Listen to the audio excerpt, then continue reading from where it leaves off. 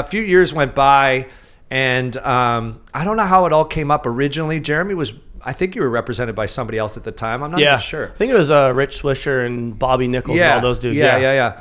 And we just kind of like started hanging out more, and it was, him and his wife, just great people. And I was like, yeah, let's work together. So I got a really good run with Twitch, and we had a lot of fun working together.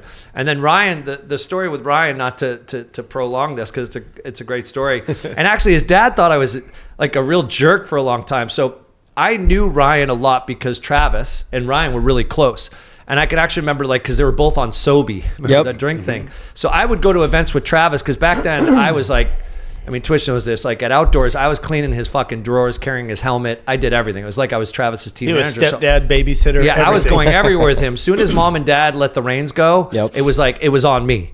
And so Travis on you and Malcolm. Yeah, Malcolm. So Travis and I would go to these events, and Ryan be at all these events, and I'm like, that kid's a phenom. He's sick. What he doesn't know, what his dad and Ryan didn't know at the time even, is I used to bet on Ryan, meaning to win, against my other athletes because I'm like, the kid's gonna win.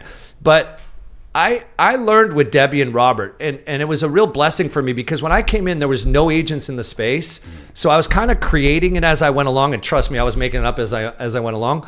I didn't have a lot of mentors from the space, and more importantly, I didn't realize that parents were everything to these athletes and how they got through the ranks. In most cases, some came from broken homes, but in most cases, mom and dad were involved in some way or another.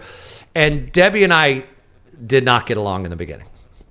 Did not. Robert was like, Robert, shirt off, shirt open, walking around the pits. Robert was the coolest guy ever. He was so, construction worker. And Robert, he and I still talk today, and we had an anniversary when Travis ran the Daytona 500. I think it was 25-year anniversary of us working together, whatever it was, when I signed him when he was 16.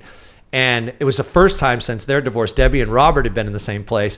And then Cassie, who's been with me 11 years, but didn't know the whole back history, sat with Debbie and Robert, hearing stories about me and them. And there was a time that Debbie called me up one day. I think I had been fired 6 times by Debbie.